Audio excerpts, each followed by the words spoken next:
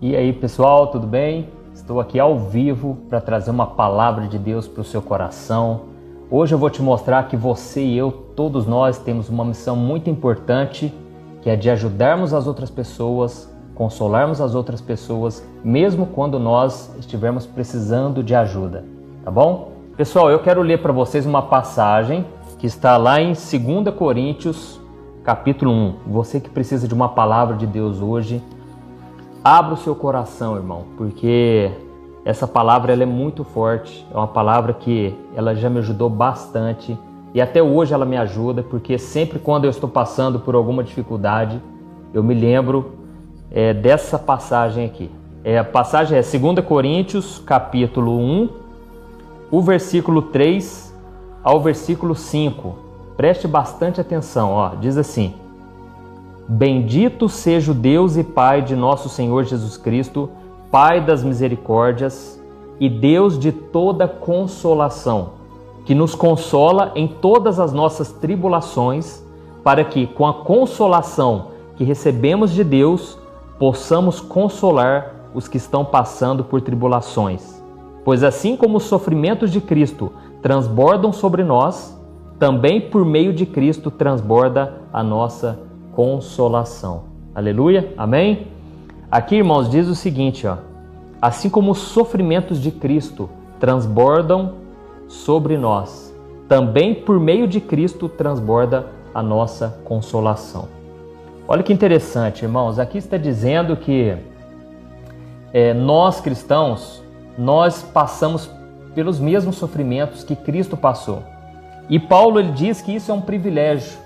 Paulo ele aprendeu a enxergar pelo lado positivo, ele aprendeu a se alegrar no meio das lutas, porque isso é uma honra, a gente poder participar dos mesmos sofrimentos de Jesus. E ele disse aqui que não somente os sofrimentos, mas também a consolação. Através de Jesus nós somos consolados por Deus. E essa passagem diz algo muito interessante também. Nós somos consolados para consolarmos os outros, as outras pessoas, com a mesma consolação que nós recebemos. Então, meu querido, essa mensagem é para você hoje. Você que está passando por um momento difícil, você que está vivendo aí um tempo complicado, um deserto que parece não ter fim. Eu quero muito que você aprenda essa lição. Tudo que você está passando hoje é para que você venha consolar outras pessoas depois. Amém? Glória a Deus. Já temos aqui mais de 1000 pessoas na sala. Eu quero pedir que você, antes de eu continuar essa mensagem, que você compartilhe, envie para os seus amigos, porque nós vamos dar uma continuidade e eu vou citar aqui 2 exemplos bíblicos de pessoas que foram consoladas, foram abençoadas por Deus para depois abençoarem outras pessoas. Então deu para entender, irmãos? Deus primeiro ele nos consola nos nossos momentos de dificuldade para depois a gente abençoar outras vidas. Amém? Eu quero só fazer uma oração rápida, porque nós vamos agora iniciar com essa palavra baseado nessa mensagem de 2 Coríntios. Se você puder, ore junto comigo. Senhor, meu Deus, meu Pai, eu me coloco na Tua presença agora para te pedir que o Teu Espírito Santo venha falar através de mim, Senhor. Quantas pessoas agora, meu Pai, estão passando por lutas, passando por grandes necessidades, mas o Senhor é por nós, Pai. Oh Deus, sabemos que tantos desafios ainda nos aguardam, tantos sofrimentos ainda nos esperam, mas Senhor, o Senhor é aquele que nos consola, o Senhor é aquele que permite que a gente entre na fornalha, mas o Senhor está conosco lá na fornalha, o Senhor está conosco em todos os momentos. Em nome de Jesus, meu Pai, fala conosco. Amém. Glória a Deus. Aleluia. Irmãos, eu lembro aqui de um exemplo que pode nos ajudar a gente entender um pouco melhor isso. O exemplo é o do apóstolo Paulo. A Bíblia diz que o apóstolo Paulo ele tinha sido preso em Roma porque ele estava pregando o evangelho. Só que quando ele estava preso, ele estava muito machucado. As suas costas estavam muito marcadas pelas chicotadas que ele havia recebido. E Paulo, ele tinha um companheiro que era Silas. E é interessante que no meio daquela dor, daquele sofrimento, eles tiveram forças para louvar ao Senhor. E a Bíblia diz que era meia-noite. mais ou menos para nos dizer o seguinte: no momento mais difícil, no momento mais escuro, à meia-noite, Paulo e Silas começaram a cantar louvores. É como se eles tivessem lembrado dos hinos da harpa, né? Como se eles tivessem lembrado daquelas músicas que eles aprenderam na igreja, né? Na época não tinha igreja, mas eles se lembraram de algumas canções e começaram a cantar.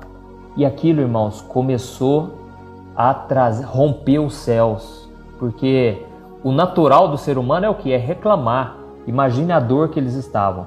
Mas a Bíblia diz que naquele momento, aqueles homens que estavam na prisão ouviram Paulo e Silas cantando, foram impactados e de repente, irmãos, veio uma tempestade. Perdão, a gente fala até de tempestade, né? Não, de repente veio um terremoto e esse terremoto rompeu as cadeias de todo mundo e libertou Paulo e Silas e junto com os outros presos. E eu só sei que naquela hora o carcereiro, o homem que cuidava daquela prisão, ele ficou desesperado e ele pensou acabar com a vida dele. Ele iria se suicidar naquele momento. Mas Paulo falou, não faça isso, a sua vida é preciosa. Não faça isso, porque o Senhor vai trabalhar na sua vida. Então, o que aconteceu pouco tempo depois? Paulo e Silas chamaram esse carcereiro, foram até a casa desse homem, né? Esse homem limpou os ferimentos de Paulo, de Silas. Esse homem trouxe a sua família para ouvir o que Paulo tinha para dizer. Com certeza, ele deve ter dito, gente, vocês tinham que ver, foi um terremoto tão forte, tão impactante, que tremeu toda a cadeia. E agora eu estou com medo, porque se eu voltar lá para os meus patrões, pode ser que eles venham querer me matar. Então, Paulo, nos dá uma palavra aí de esperança. E aí Paulo falou, meu irmão, não tenha medo, creia no Senhor Jesus e será salvo tu e a tua casa. E naquele momento, irmãos, Paulo pregou o evangelho, a família inteira se converteu naquele momento. Meu irmão, eu tenho uma palavra para você, você que está esperando a salvação da tua família, você que tem orado pelos seus pais, pelos seus irmãos, porque você talvez seja a única pessoa que se converteu aí na sua casa. Eu quero te dizer, não duvide do que Deus pode fazer, amém?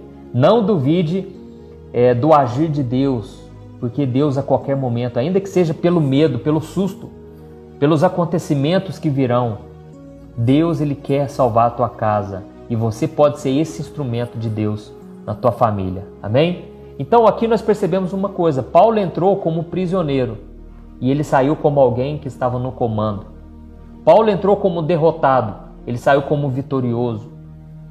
Talvez Paulo entrou como alguém que estava frio na fé, porque ele estava desanimado, abatido pelos problemas. De repente, ele saiu fortalecido pelos louvores.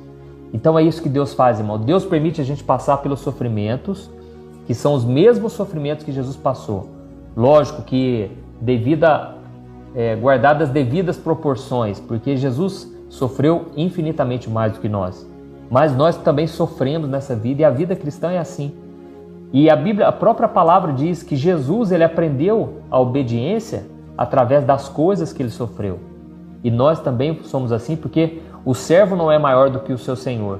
Amém? Então, eu não sou maior do que Jesus. Se Jesus passou, quem sou eu, né? Então, eu passarei também pelas mesmas provas. Mas a promessa é de que o mesmo Deus que nos permite passar pelo sofrimento, Ele também nos consola em todas as áreas, em todas as situações. Amém? Então, o Senhor quer ir te consolar em nome de Jesus. E Ele quer te abençoar de tal maneira que você vai sair mais fortalecido e você ainda vai ajudar outras pessoas. Amém? Glória a Deus. E eu vou citar outro exemplo aqui, mas antes quero agradecer vocês que estão aqui na sala. Muito obrigado, pessoal. Peço que vocês compartilhem. Vocês que gostam, tem muita gente dizendo aí, pastor, eu amo suas orações. Irmãos, vocês não sabem a alegria que eu fico quando eu entro ali na salinha para gravar essas orações. Eu fico muito fortalecido. Vocês não sabem o resultado que isso traz na vida de vocês. Tem sido uma bênção. Amém? Glória a Deus. Vamos continuar então? Aleluia. E tem um outro exemplo muito parecido com o exemplo do apóstolo Paulo, que é o exemplo de José. A Bíblia mostra que José, ele tinha 17 anos, desde a sua adolescência, ele foi perseguido pelos irmãos, ele tinha um sonho, né, que Deus havia colocado um sonho no coração dele, de que toda a sua família se serviria a José. Eles veriam a obra de Deus na vida de José. Eles seriam abençoados por José.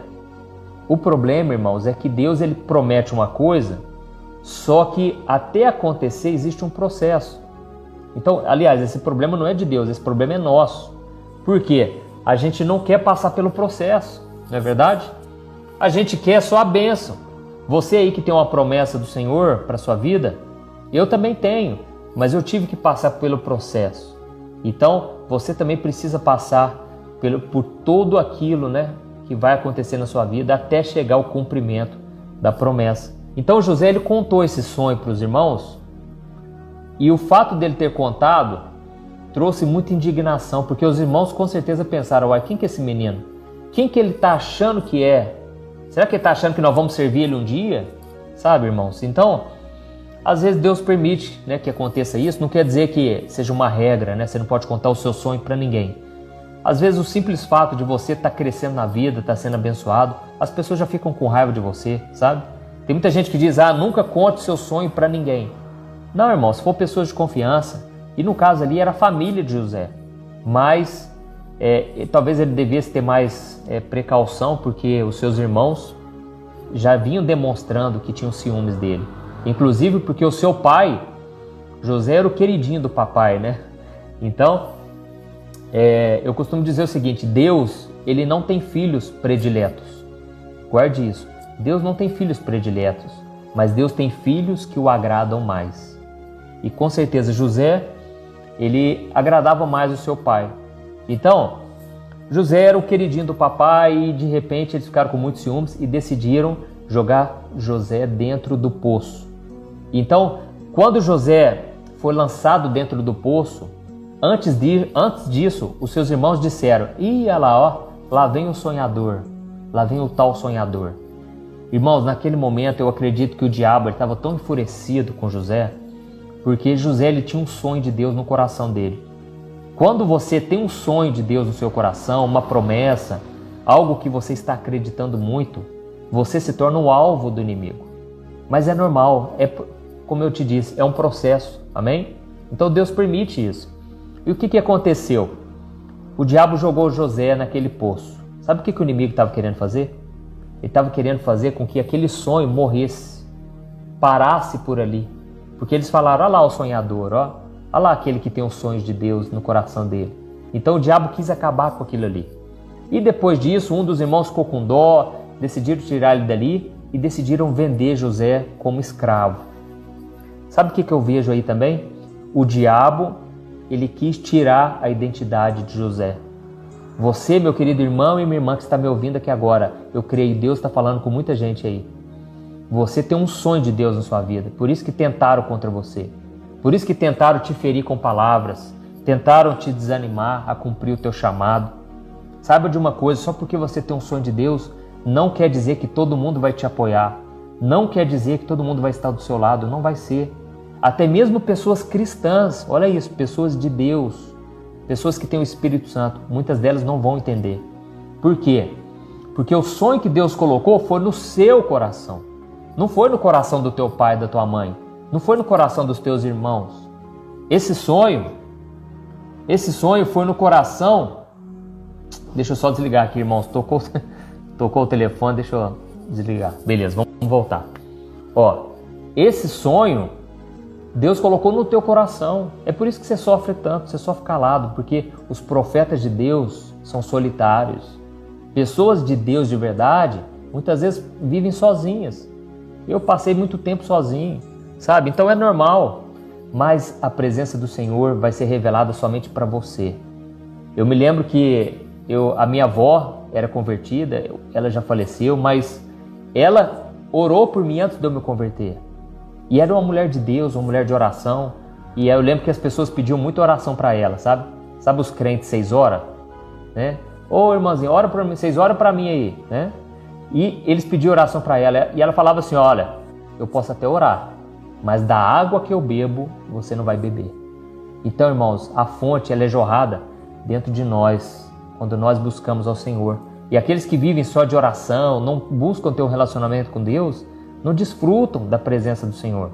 Então, voltando aqui para José, eles venderam ele como escravo. E é aí que o diabo ele vem tentando contra a sua vida. Porque o diabo, ele queria tirar a identidade de José como filho de Deus. E você também, meu irmão, o diabo quer que você perca a sua identidade.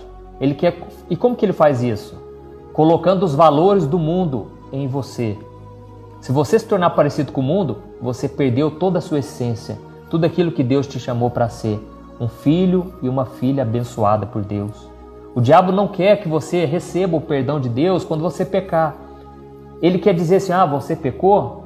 Você é pecador, você é safado, você não pode ser aceito por Deus. E é mentira, porque Deus ele te aceita do jeito que você é, apesar das suas falhas. Mas se você tem o Espírito Santo, Deus não vai deixar que você continue do jeito que você está. Amém? Então, nós vemos a importância de nós termos o amor de Deus dentro de nós e essa identidade de filhos amados do Senhor. Quando Jesus, por exemplo, antes dele começar o seu ministério, Jesus ele foi batizado com o Espírito Santo e sabe o que aconteceu naquele momento? A Bíblia diz que os céus se abriram e quando o céu se abriu, todos ali que estavam, e Jesus também, eles ouviram uma voz. Nessa voz o Senhor disse assim, Tu és o meu filho amado, em quem tenho muito prazer. Ali Deus falou com Jesus, Deus revelou o amor dele pelo seu filho. E eu creio que aquilo foi a base do seu ministério, o amor de Deus. Tem muita gente que fala muito sobre a ira de Deus, né? Só que o Evangelho, irmãos, ele revela o amor de Deus por nós. É claro que lá na cruz, Deus derramou da ira dele sobre os pecados. Mas se formos analisar, isso é uma demonstração de amor. Porque Deus ele não poupou o Filho dele para que hoje eu e você pudéssemos receber desse amor. Amém? Jesus foi abandonado na cruz para que hoje você e eu não fôssemos abandonados pelo Senhor. Glória a Deus. Então, irmãos, nós devemos entender que o inimigo vai se levantar, mas Deus é por nós. Amém? Deus é maior. Aleluia. E outra coisa muito importante, irmãos. Depois que José foi vendido como escravo, ele foi morar na casa de um homem chamado Potifar. E Potifar era um ajudante do rei do Egito, do governador do Egito. E Potifar então tinha uma esposa que trabalhava lá na casa dele. E José era um homem de Deus, um homem que não se deixou vencer. Duas coisas, José ele passou pela primeira etapa, ele não esqueceu do sonho de Deus. Segunda etapa, José ele não perdeu a sua identidade. E a prova disso é que a esposa de Potifar, ela ficou encantada com José, porque José, talvez mais do que a aparência física, José ele era bonito por dentro, um homem cheio do Espírito Santo, um homem cheio de Deus. Então, aquilo atraiu aquela mulher, porque as pessoas do mundo, elas veem que nós somos diferentes e elas ficam encantadas, e elas pensam, nossa, eu queria ter a pureza de vocês. Eu me lembro que quando eu estava esperando em Deus pela minha esposa, eu já estava solteiro há muito tempo, mas eu pensava, eu vou ter relação sexual somente com a minha esposa, com a mulher que Deus colocar no meu caminho, porque eu creio que essa é a vontade de Deus, que o homem se una à sua mulher, mas isso dentro do casamento. E eu me lembro que muitas foram as propostas, irmãos. Muitas pessoas falavam, nossa, eu te admiro, porque no mundo eu não conheço alguém que viva dessa maneira. Mas, irmãos, isso é porque nós brilhamos, o homem e a mulher de Deus, ele tem um brilho especial. Amém? Nós temos esse brilho do Espírito Santo em nós. E aí, o que aconteceu? José, ele foi assediado pela mulher de Potifar. E aquela mulher queria se deitar com José. Mas José, ele não perdeu a sua identidade de filho obediente do Senhor. E José, então, ele resistiu àquela tentação. E ele, então, ele deixou aquela mulher e saiu correndo. E aquela mulher agarrou nas roupas dele, arrancou a roupa de José, e José saiu correndo. E de repente chegou o marido daquela mulher, e aquela mulher inventou umas mentiras contra ele. E José foi preso injustamente. Olha isso, irmãos, o tanto que é difícil. Servir a Deus é muito difícil. Se você quiser servir de verdade ao Senhor, saiba que muitas vão ser as provações. Os sofrimentos serão muito grandes, mas tem aquilo que eu te falei. Deus, ele nos consola em todas as nossas tribulações. E aquele versículo que eu li de 2 Coríntios diz, para que nós possamos consolar os outros nas tribulações que eles também estão passando. Amém? E o que aconteceu, irmãos? A Bíblia diz que José foi preso injustamente. E eu acredito que ali veio o terceiro ponto do diabo tentando contra a vida do servo de Deus. Ele queria acabar com a reputação de José. José, ele continuou com o sonho de Deus, ele continuou com a sua identidade de homem obediente, mas de repente ele foi acusado injustamente. Então tome cuidado, irmãos, porque nós também podemos passar por isso. Nós não somos melhores que ninguém, mas é nesse momento que o Senhor vai nos defender, na hora certa. Eu creio que o sentimento mais difícil, mais doído que tem, mais doloroso, é o sentimento da injustiça. É você pagar por uma coisa que você não fez. E Jesus, ele sofreu a maior injustiça que possa haver, se formos analisar. Jesus, ele foi morto naquela cruz sem ter um pecado sequer, mas ele fez isso por amor. Irmãos, nós precisamos aprender a ser obedientes a Deus, mesmo sendo injustiçados. E o apóstolo Pedro, ele falou, irmãos, se nós tivermos que sofrer, que seja por sofrer por fazer o bem e não por fazer o mal. Porque quando você faz uma coisa errada e você sofre por aquilo ali é algo justo. Você sofreu o castigo que você merecia. Agora, quando você está fazendo a vontade de Deus e mesmo assim sofre, aí, irmãos, nós estamos colhendo frutos para a vida eterna. Nós estamos sendo abençoados por Deus, porque no tempo certo o Senhor vai nos honrar. Amém? E foi exatamente o que aconteceu com José. Depois daquilo ali, José, ele foi honrado por Deus. E na hora certa, ele foi chamado para interpretar os sonhos do faraó. E eu quero ler para você aqui, está aqui em Gênesis, capítulo 41. Nós vamos ver o que o faraó disse para José depois que ele interpretou os sonhos dele.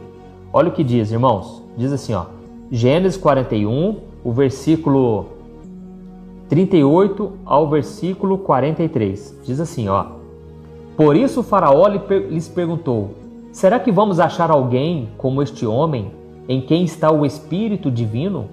Disse, pois, faraó a José, uma vez que Deus revelou a você todas essas coisas, não há ninguém tão criterioso e sábio como você. Você terá o comando do meu palácio e todo o meu povo se sujeitará às suas ordens. Somente em relação ao trono serei maior que você. E o faraó prosseguiu, entrego a você agora o comando de toda a terra do Egito. Em seguida o faraó tirou do dedo o seu anel selo e o colocou no dedo de José. Olha isso, irmãos. Mandou-o vestir linho fino e colocou uma corrente de ouro no seu pescoço. Também o fez subir em sua segunda carruagem real e à frente dos arautos iam gritando, abram caminho. Assim José foi posto no comando de toda a terra do Egito. Glória a Deus. Irmãos, é isso que Deus faz. Naquele momento, José, ele com certeza passou um filme na sua cabeça. Ele pensou, nossa, olha o que Deus está fazendo. Só que o maior e o melhor ainda estava por vir. Porque quando José foi colocado, posto ali, como governador do Egito, ele não sabia, mas Deus iria usá-lo para livrar todo o Egito e livrar até mesmo a sua família da seca, da pobreza, da miséria que viria sobre aquelas terras. Porque José teve uma interpretação de sonho de que viriam anos ali de seca, de muita seca. E eles então precisavam separar 20% de tudo aquilo que eles arrecadassem. Olha aí José nos ensinando algo precioso a respeito de finanças, né? José era um bom administrador. E ele então falou, tudo que nós ganharmos aqui, nós vamos ter que juntar 20%, porque vai vir uma seca tão forte, vai durar tanto tempo, que todo mundo vai morrer. E foi naquele momento, irmãos, no período de grande dificuldade, de fome, que José, ele juntou nos celeiros e depois ele pôde suprir e vender para as outras nações. E foi o momento que o Egito se tornou uma poderosa nação, porque a Bíblia diz que José, ele comprou todos os terrenos, tudo, porque ninguém tinha dinheiro mais e todo mundo passando fome, então José trocou por alimentos. E aí naquele momento foi o momento da sua família, porque a sua família também estava passando fome e os seus irmãos foram até o Egito pedir ajuda. E quando eles chegaram ali no Egito, quem que estava ali, irmãos? Quem que estava ali para atender, para ajudar os seus irmãos? Era José. E José se revelou para eles, ele falou: olha, vocês tentaram contra a minha vida, me jogaram naquele poço, me venderam como escravos, mas Deus converteu todo o mal em bem. Amém, irmãos? Deixa eu te dizer uma coisa. Você hoje está sofrendo injustiça, você está passando por lutas, tem muita coisa que você não está entendendo nada, mas Deus vai converter isso tudo em bênção, se você permanecer nos caminhos de Deus. Amém? Se você não duvidar das promessas de Deus, se você não pagar o mal com o mal, se você retribuir com o bem, se você aceitar passar pelas lutas dando glória a Deus, Deus vai tirar você de uma situação difícil e vai colocar numa situação de liderança, no comando da situação. E isso vai ser um testemunho maravilhoso para a sua família. Amém? Então, irmãos, essa é a mensagem que eu queria trazer para vocês. Nos momentos mais difíceis, Paulo e Silas, José, eles deixaram de ser vítimas daquela situação e se tornaram protagonistas. Amém? Então, é isso que Deus faz. Mesmo sendo fracos, aqueles homens, eles se tornaram pessoas fortes, porque colocaram a sua confiança no Senhor. E é isso que Deus tem para você. Amém? Eu quero ler aqui alguns comentários. Nós também, que somos cristãos, nós podemos fazer as mesmas coisas. Glória a Deus. Aleluia. Nós vemos aqui uma pessoa lá de Angola, tem visto os meus vídeos, tem sido muito abençoado. Eu fico muito feliz por isso. Glória a Deus. Se você foi tocado, compartilhe esta mensagem.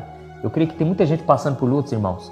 E muitas vezes a gente esquece de Deus e começa a focar nos problemas.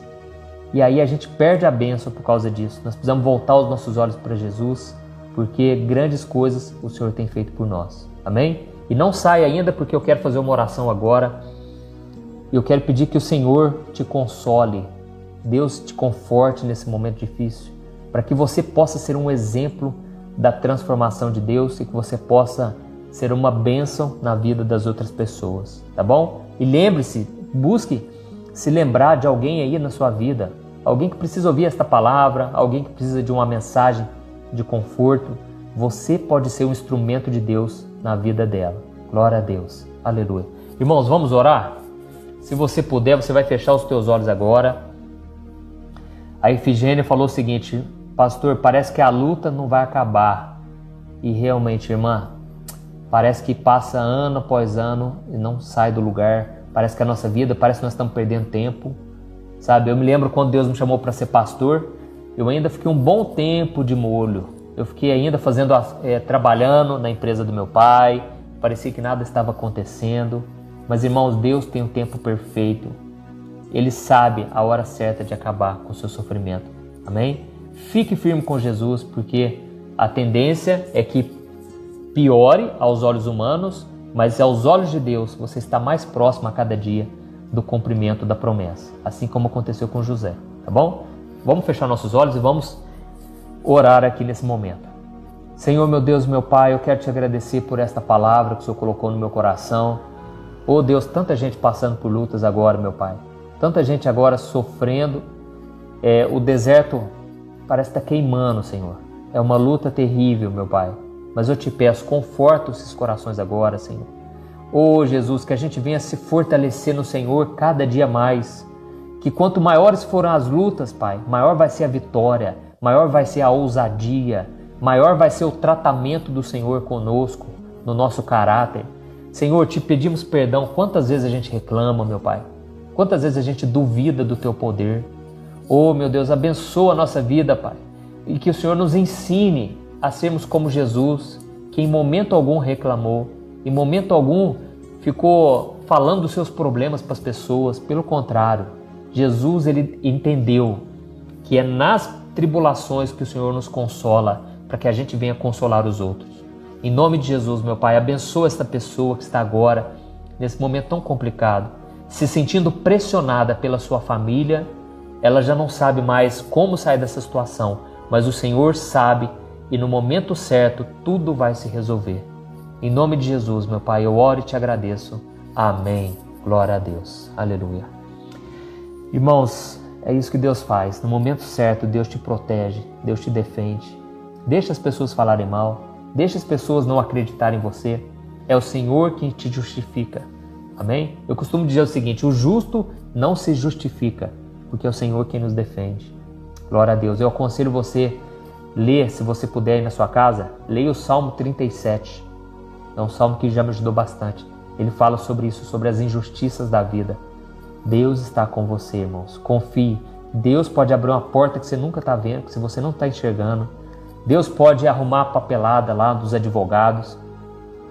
Se tem uma coisa que parece que o diabo gosta, é de processos, né, na justiça, porque o diabo fica enrolando esse negócio, ele levanta advogado para tentar contra você, para tentar atrasar esse processo. Mas, irmãos, quando Deus põe a mão, o diabo bate em retirada. Eu não estou falando nada aqui contra a profissão de advogado, viu, irmãos? Pelo amor de Deus. Se bem que tem um filme lá que chama O Advogado do Diabo. Aquele filme eu quero assistir, fiquei sabendo que é muito bom, porque mostra como o inimigo, né, ataca.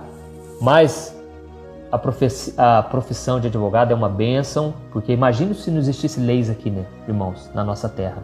E até mesmo os advogados se inspiram nos 10 mandamentos. Você sabia disso? A lei que Deus deu ali a Moisés, para o povo de Israel, até hoje é um exemplo do quanto funciona. A lei funciona, mas muitas pessoas querem abusar de nós, muitas pessoas se deixam ser levadas pelo inimigo e nos colocam em processos, e nós devemos ficar na dependência de Deus para que a gente seja abençoado pelo Senhor. Amém? Glória a Deus. Teve uma pessoa que perguntou se é pecado assistir o Lúcifer, o filme Lúcifer. Ô, meu irmão, eu não aconselho você assistir. Eu não assisti. Fiquei até sabendo que é legal. O problema é esse, entendeu? Eles vão mostrar aí o Lúcifer como um cara legal, bacana, mas é uma mentira. Isso pode atrapalhar a sua vida. Não traga nada de ruim para tua casa. Busque assistir coisas que vão te edificar, tá bom?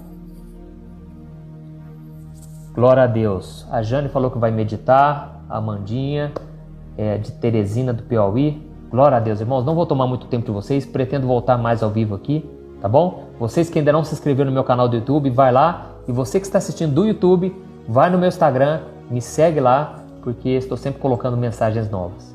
Glória a Deus.